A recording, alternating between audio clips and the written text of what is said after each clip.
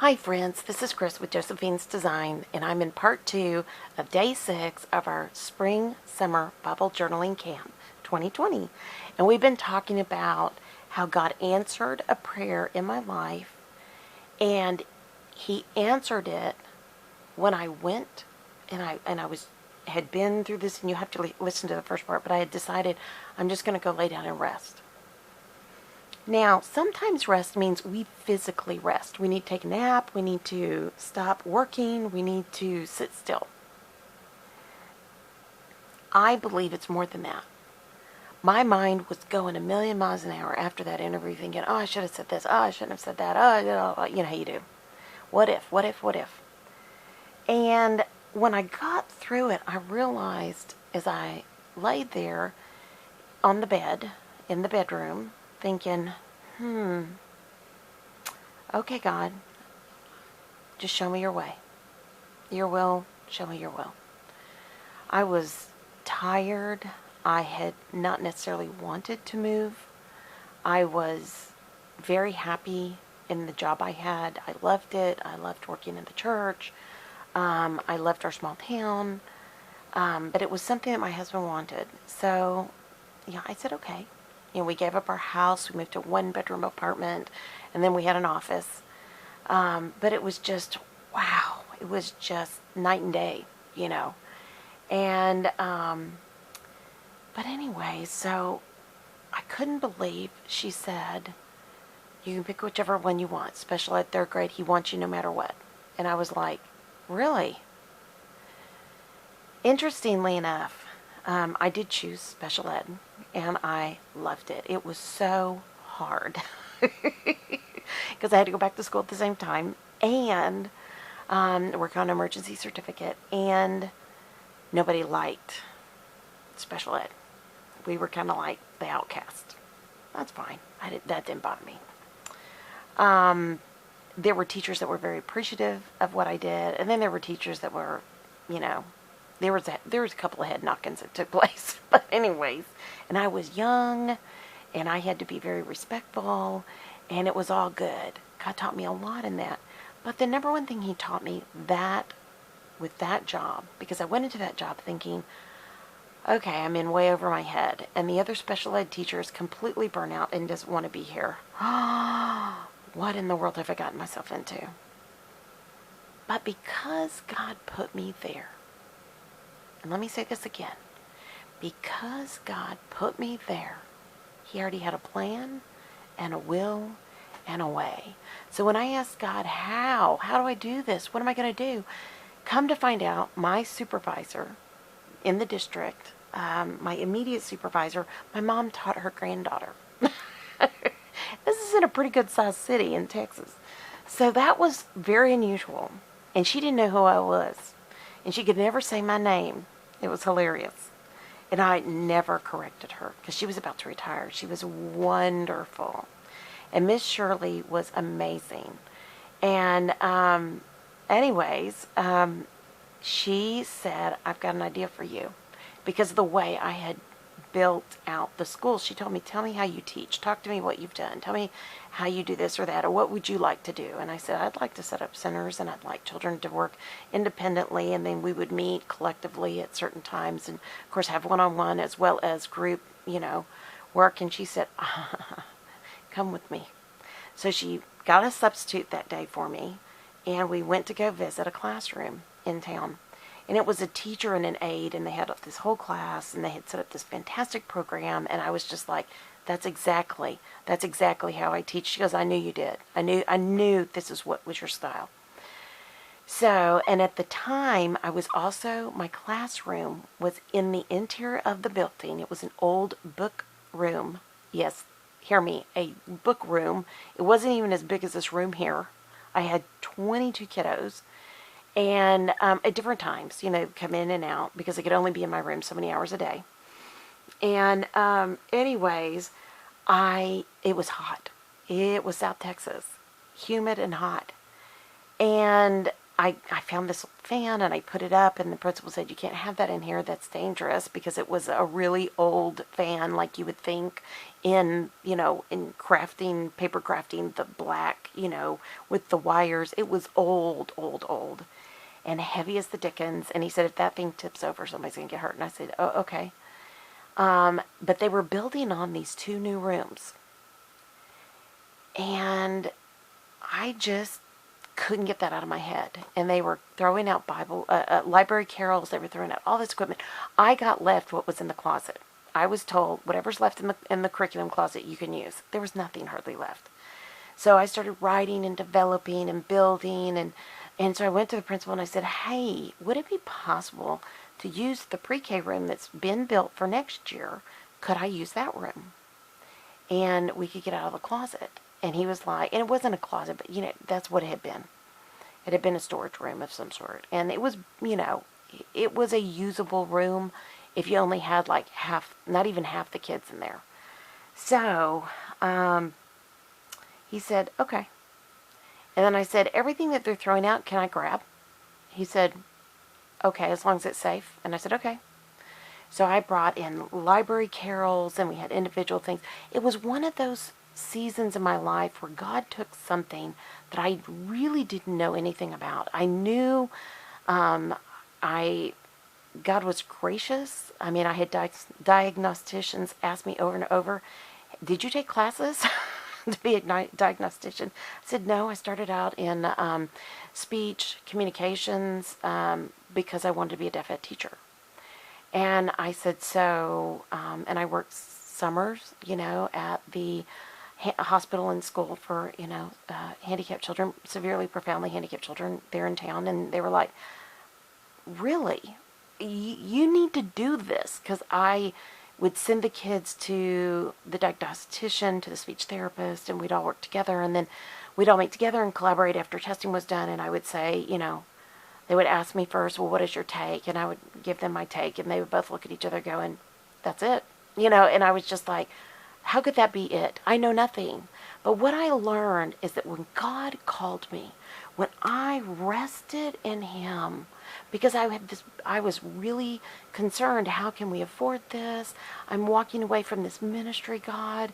I'm obeying my husband. I'm being with my husband. I'm supporting my husband. But am I doing the right thing? And I was overwhelmed at that thought. And when I went back into my parents' bedroom and laid down and literally laid down the burden, I got a call. It was the most prolific time in my life. I kid you not. I wrote curriculum. I had people from the state that came and would observe my class. Instead of the 18-year special ed a teacher, they would come and view my class. They changed the I was also taking night classes and going to the local university, and one of the professors said, don't come to me, you don't need to be in class, I'm coming to you, I'm observing you, and you're going to talk me through your program. And I was like, okay. So they then changed the whole curriculum of that university. They now teach this style of teaching in that district. It was totally God. It was totally God. Can you imagine if I hadn't laid down that day to rest? Can you imagine if I hadn't prayed that prayer? I mean, it was nothing that I did but what God did through me, because I was broken, I was weary, I was heartbroken, I was sad. I loved my children in the town we were. I loved my parents. And, it was just one of those things where God said, I said go, you go. And I never dreamt in a million years I would be teaching special ed. I never thought that. And it was so funny. One day my mom came up to lunch, and we were in my classroom, and in came my supervisor. And she was so cute. She goes, oh, Mrs. And she said, who is this? And I said, well, this is my mom. And my mom said, well, hello, Shirley. And she said, well, hello. And she goes, why didn't you tell me this was your mother? And I said, I didn't know I needed to. And then later, my husband and I were given some free tickets to a taste of, it was this, Chamber of Commerce, this, swanky thing, and we were totally out of our element, but we went. And so you got to go around and taste all the different restaurants in the town, and it was fantastic. And we ran into my principal, and he looked at me and he said, well, hello. And, I introduced my husband, etc. And I think his wife was with him. I can't remember. And he said, why didn't you tell me your parents were? And I said, pardon me? He said, why? Because my dad was on, he started Crime Stoppers, he was on the first board. He helped start it in that city. And I said, well, I didn't know I needed to. And he said, and, I didn't say it. That's what I was thinking. I said, well, I didn't think I just didn't think it was important. And he said, I know both your parents. And I said, oh, well, I hope that's good. And he said, of course it is. And it was just kind of one of those things. And he goes, why didn't you tell me when you interviewed? And I said, because I wasn't getting a job based on my dad. I was getting a job based on what I could bring to the table to your school. And he was like, all right. And from then on, there was a level of kindness and respect that he didn't necessarily have for all the teachers. He was getting ready to retire, so, And he had his favorites. You could clearly see that. Interestingly enough, he and my parents, his wife and my parents and he were all in the same Sunday school class at the church I grew up in. And since then my parents had changed churches, and of course we went with them, it was very interesting. And the reason we did was our pastor that I grew up with had retired. But what was interesting is that because of that, I was never to be bullied or pushed to go do the things that I was uncomfortable with. So if there was gossip, I wouldn't participate. If they went to bars, I didn't do that. And I never made a big deal. I just quietly would, slip out or say, oh, I can't, I've got a commitment that night, or, something. Nothing that would, make it sound like I'm right, you're wrong, blah, blah, blah. Nothing like that, ever, ever, ever, ever. And there was a lot of rebellion. One of my co-teachers was in a very unhappy marriage, and so there was just a lot of stuff going on. But the thing that was interesting about that is he knew I was a Christian, and he never, ever, I had a nativity when you weren't supposed to have a nativity. I had a Bible on my desk. You weren't supposed to have that. And when I was on break, I read my Bible. And all I can say is God used that for his glory. But if I had not stopped, laid it down and rested in the Lord, and there's a whole huge series you can do on that term, rest in the Lord. I would tell you guys, get out your Bible, get online, use a concordance online, BibleGateway.com or BlueLetterBible.com. Just start querying that and try it in every different translation. Resting in the Lord, resting in the Lord.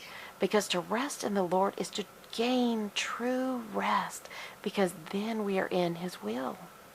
We are so connected to God. We are then in, hopefully his will. And we're able to better hear his guidance. And we're better able to understand his prodding and his pushing and his, get going this way or turn left or turn right. And it's such a blessing. So now let's add today's verse into this. So we talked about how we need to rest in the Lord. So I picked this because part of resting in the Lord is blooming where you're planted. I wanted to stay in that small town. I did not want to leave it. I didn't want to leave my children. I didn't want to leave my staff. I didn't want to leave our church, this ministry that I have been working on for so many years. But God said go.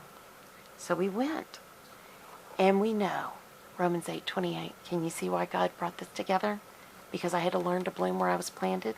And we know that God causes all things to work together for good to those who love God. That's key. To those who love God and to those who are called according to his purpose. His purpose. His purpose had been done in the small town I had been in.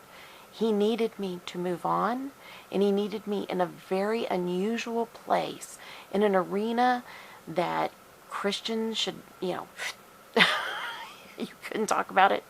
You couldn't have a nativity. but for some reason there was God's grace. And I was able to be, because how do you go from, running two different kinds of ministry to then going to teach in the public schools? It was very different. And I'm so thankful God allowed that, because he worked everything together because I loved him. And then he called me to what he needed me to do. So there's our verse today for journaling. This is my extra goodie that I will throw in one of my journals. And I loved this picture from the minute I saw it. You guys that follow this channel, you know I love pink and green. That color combination, pardon me. But I really, really, really love this. And excuse my nails, I've got glue and I've got purslane seeds all in my hand. I made a big salad today and I had picked my fresh purslane and I didn't realize I was getting seeds out of them. So then I went back and tried to save them. I know. Anyways, but my nails are just awful, so excuse me. But I love the pink and green together. And when I saw this, and I remember this because when I saw this, I remember when I was teaching, I didn't fit the box. When I had to go from what I was doing ministry-wise into a public school setting, I could not be a canned team teacher. I could not. I had had too much freedom of, ministering and helping and all those things that you can't necessarily do in a public school classroom. But I tell you what, in special ed at that time, I could. So, I never, ever went beyond that. I would never be disrespectful because I knew what my principal was doing and it was above and beyond. And because he was retiring, he was very willing to do it. But I remember thinking when I saw this, it's like a box flower, a fenced-in flower. And in that process, I rested in the Lord and I trusted in him and I knew that he would work it out. But the job he took me to, it was totally outside the box, which is where my heart had been. I had been running summer mission programs. I had been running a church school, a youth group, the whole thing. And how do you go from that to a regular classroom where you have to team teach and team plan and, which I eventually did. And I wasn't a good team player because I'm so used to writing and getting so much more done. Having to sit and vote with 3 other people was always like, oh, okay. And I learned a lot, appreciated the journey, but yeah, and so when we're in these moments in life and we're trying to figure out what God's will is and how do we go to him and how do we rest in him, how do we understand him better, we need to stop all the thing going on in our head and in our heart and just trust him and ask him his will, and he will show you the way for sure. Okay, let's get to our art project. And I'm sorry, that was a lot of a story about what's going on in my life, and I didn't mean it to be that much, but I just felt like it tied in. And let me see, where's my project? Here it is. Okay, friends, this is hilarious. Okay, it was right there. I probably was touching it. So I wanted to take a little bit of time and hold on. I've got to grab. No, I already put it over here, I think. Unless my husband took it. Where's my hole punch? I had put one over here. Okay, well, let's talk about our project today. So today I'm going to make a index card that I've decoupaged. So I put 3 together because these are kind of flimsy. I didn't think they were as thick as I wanted them to be. And I had set my, hold on, let me see real quick over here. I'm going to walk over here real quick. Sorry guys.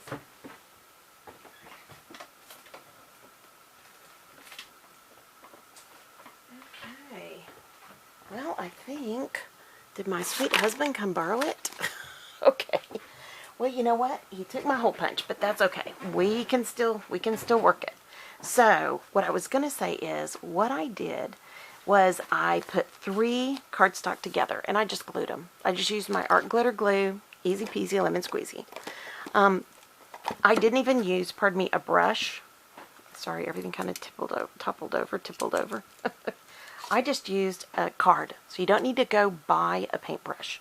You can also use like Elmer's glue, water it down, the whole thing. So I wanted to show you, now this is what I have left, and I will save this and I will use this on the next project, whatever it be. So, now I did want to show you guys there was a third layer. It said 2-ply, I thought, on the thingy, but there was even a third layer. But it's okay, because what I'm going to do is I put it on this side and then took it back up and over where I'm going to fold it. So, but let's trim this out and talk about it. So I literally, now you can do this. You can tear it, which I think I'm going to do that because I really like that look better. Or you can use, like up here, I used an X-Acto knife just to cut that off. But, I mean, anybody who's done a camp with me, you guys know how much I love to tear. And you can wet the edge and it'll tear easier if you like. But I didn't want to take a chance, you know, that, because the glue's still a little damp, and yeah, I just thought, no. But you can wet the edge and it'll tear even better. Okay, so now I'm going to fold this over, and I kind of determined where I was going to put that line. Well, wait, before I fold it, I'm going to go ahead and I'd already planned to put washi here, and now especially since it's trying to peel up, so I'm going to really washi it. And here's what I'm going to do is I'm just going to come across and around, and I'm just going to let it be kind of the fold edge here as well. And you can do that. You can just do it on one side. You can do whatever you like. But I kind of like the security of that, so that as I fold it, okay, and I want to make sure I get it kind of right down the middle. Alright, there we go. And it's still a little damp if you can't tell, and that's okay.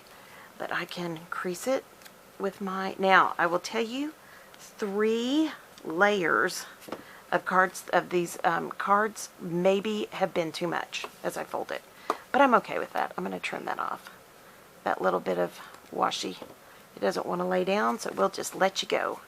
So, alright, now, so what I was going to do, and bless my husband's heart, I don't know why he would have taken that.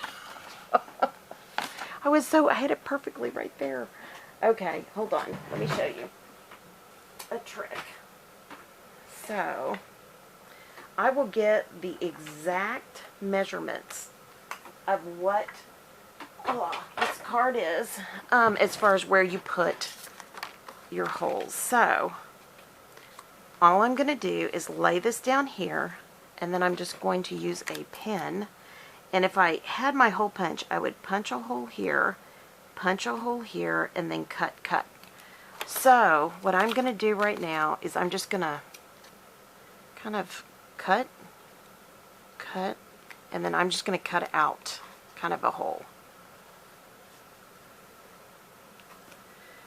And yes, I know this is not the best way, but you know what? Sometimes we just do what we have to do, you know? That's not bad. That's not bad. Alright, so you don't have to have a hole punch. If you don't have a hole punch, you can cut it. And I have done this before. That's why I'm willing to try again. I'm not totally crazy, I promise. Okay, so we've got all that done. Yes. And that is that. So now I have my 2 holes, and I can put it in my memory decks. Alright, so all that's done. Let me get this out of the way. And when you're sitting at home and you're watching TV, you can take a stack of these, cut these however you want to cut them, if you want to cut them down or keep them the same size, and then you can just sit with a hole punch and punch the holes and then cut. That's all you do. You punch, and then you just trim, and that's how easy it is. So, alright, now, put that away real quick. And I apologize. It didn't even dawn on me. It wasn't still here. I just am in awe. I was so thrilled I found that hole punch. Just for you guys. Now, I wanted to use a little bit of this. So, I think I'm going to use it. I don't know. What do you guys think I should? Because I kind of think it's fun. So, it's not, it doesn't, It doesn't matter to me if I cut the top off or the bottom, because you know what? I get more onion sacks all the time.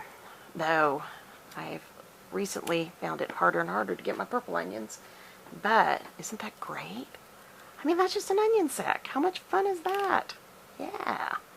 So, I mean, think how much you can do with that. It just stretches and stretches and stretches. So, I wanted to take my...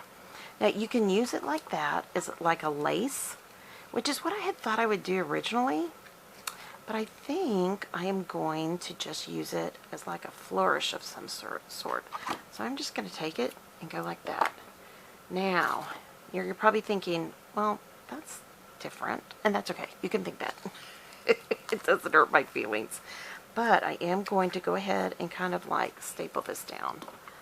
And I've got just a little Tim Holtz stapler. You can use any stapler. It does not have to be a Tim Holtz. It does not have to be a mini stapler. And you can use glue. If what you have is glue, then use glue. Oh my goodness gracious.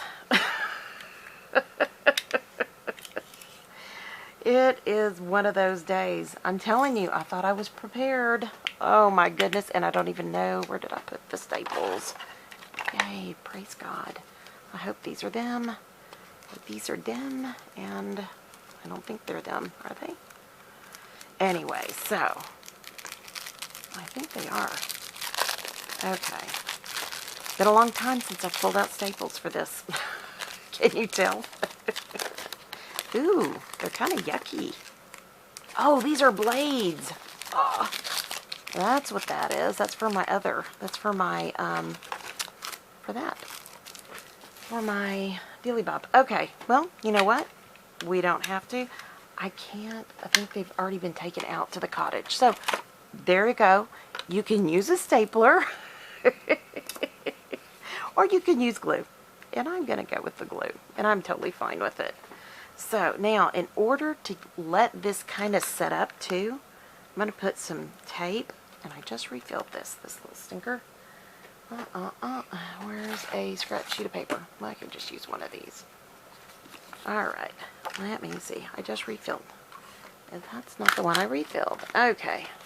I did prepare. There we go. I promise you I did prepare. So I'm going to put a little bit of tape here. Just because I find that when I'm doing a project like this, that the tape kind of holds it in place until the glue is ready to be dried. That's that. That's all I'm going to do. And then I'm going to build on that. And here it is.